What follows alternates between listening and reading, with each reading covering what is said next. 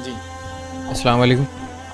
फैज़ भाई, मेरा सवाल ये था कि वो छोटे बच्चों को जो गले में तावीज़ वगैरह पिनाते हैं, तो अब समझाने के बाद तो तावीज़ निकाल लेते हैं और आयतल कुर्सी या सूरह फलक, सूरह नास, और साथ ही साथ घर में या दुकान में जो लगाते हैं खैर व बरकत के लिए, जो आपने भी देखा होगा, और उसमें भी चारों खुल रहते हैं, और साथ में दो बॉक्स दिए जाते हैं, उसमें अलिफ लाम मीम यासीन वगैरह, और कुछ आदत नंबर्स उसमें डाले जाते हैं। तो ये कहाँ तक सही है? भाई ने सवाल किया कि बच्चे अगर बीमार हो जाते हैं तो उनको तावीज़ मत पिनाओ बोलते हैं, जो गैर शरई होते हैं तो लोग कुरान के ला के डाल देते हैं, आयतल कुर्सी, चारों खुल वगैरह।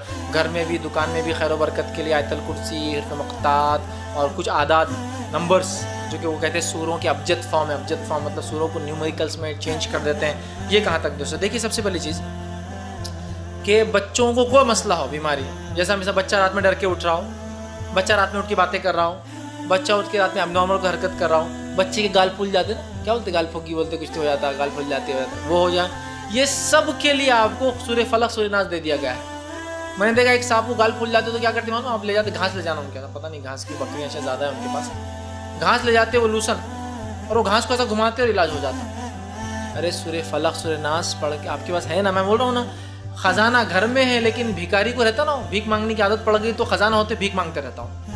वो बोलते ना, वो फ़कीर की बेटी को राजा के बेटे से भी निकाह कर दिया तो भीख मांगने की आदत, तो बाहर मांग की खाना खाती है, उसको महल का खाना पसंद नहीं आता। वो हालत हमारी, सब कुछ होने के बाद भी वही गिलादत, वही गंदगी, वही शिर्क, वही कुफ्र में जा रहे हैं। सूरह फलक सूरह नास, सूरह फलक सूरह नास आपके पास हल है, सोल्यूशन आपके पास है, आप पढ़ के दम कीजिए बच्चों के लिए। रहा क्या तावीज़ के बदले वो आयतल कुर्सी लगाना, नहीं, वो भी गलत है, वो भी गलत है, वो भी दुरुस्त नहीं, वो भी जायज़ नहीं है, याद रखिए। कुरान, आप कुरानी तावीज़ जो लोग लगाते, मैं एक सवाल करता हूँ जनरली, आप बीमार थे, आप डॉक्टर के पास गए, डॉक्टर ने एक प्रिस्क्रिप्शन की चिट्ठी दिया, दवा नंबर 1, दवा नंबर 2, दवा नंबर 3, ऐसा खाओ, ऐसा खाओ, ऐसा खाओ, ऐसा खाओ, ऐसा खाओ, आधी खाओ, पूरी खाओ, दे दिया। अब वो चिट्ठी को आपने लिया, दवाखाने से निकले, बहुत अच्छा डॉक्टर साहब ने देखे, बोलते चिट्ठी दी, और चिट्ठी को लिया, ऐसा गोल करे और गले में डाल के घूम रहे आप। अरे क्या हुआ? दवाखाने गए, डॉक्टर साहब ने चिट्ठी ली, क्या हुआ? फिर दवा का लटका लिया।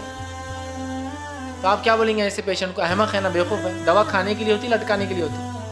वो चिट्ठी पे लिखी हुई दवा लेना है तो सूरह फलक सूरह नास जब याद है तो लटकाने की जरूरत क्या? मैं सवाल कर रहा हूँ आपसे, जो चीज़ को आप याद करके खुद पढ़ सकते, लटकाए क्यों घूम रहे? तो वही है, प्रिस्क्रिप्शन की चिट्ठी गले में लगा घूम रहे हैं आप, जबकि आपको पढ़ना, उस पर अमल करना है। सूरह फलक सूरह नास क्या तालीम देता है? सूरह इखलास क्या तालीम देता है? सूरह फातिहा क्या तालीम देता है? आयतल कुर्सी क्या तालीम देती है? अल्लाहु ला इलाहा इल्ला हु, सारे अल्लाह के अस्माउल हुस्ना और सिफातें बयान करती है, बल्कि अस्माए आज़म सबसे बड़ी सिफत उसके अंदर नाम है अल हय्युल अल क़य्यूम, बहुत बड़े नाम है अल्लाह। इस नाम से जो दुआ की जाती है अल्लाह रद्द नहीं करता।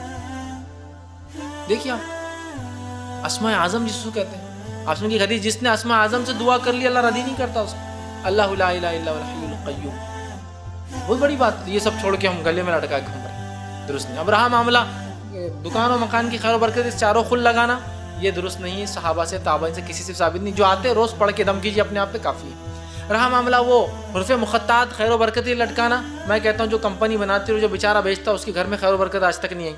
हज़ारों मैन्युफैक्चर हो रहे, फिर भी बेचारा 5 रुपये में तख्तियाँ बेचते फिर रहा, उसकी किस्मत नहीं खुली, जिसके पास ढेर में है। तेरी किस्मत खुल जाती 5 रुपये का लटकाने के बाद, वाह वाह वाह। थप्पियों के थप्पियाँ बेच रहा बेचारा, दिन दिन भर पसीना बहा के 5-5 रुपये में, तो उसको खैर 50 जिसके घर में, उसको खैर बरकत आना, ढेरों में खैर बरकत आना। और मैं लटका रहा, मेरे घर में अगर तख्ती लटक गई, आ गई, हाँ, काबे का दरवाज़ा मुर्फ़ मुख़त्तात लटका दिया गया। अब तो नया से अबजद नंबर्स, न्यूमेरिकल्स, ये न्यूमेरिकल्स में कुरान को तब्दील करना, मैं अपनी ज़बान में कहता हूँ कुरान के साथ खिलवाड़ और नई किस्म की जदीद तहरीफ, समझते ना, कुरान में ऐड करना है। जिस किताब को अल्लाह ने अलीफ बा ता सा के अल्फाज और हुर्फ उतार के नाजिल किया, मैं अगर उसको अगर नंबर्स में चेंज करता हूँ तो ये तहरीफ है, कुरान के साथ खिलवाड़, मैं कहता हूँ उसको अपनी ज़बान में। इसकी कोई हकीकत नहीं है, इसको इस्तेमाल नहीं करना चाहिए, सब गलत अक़ीदे हैं।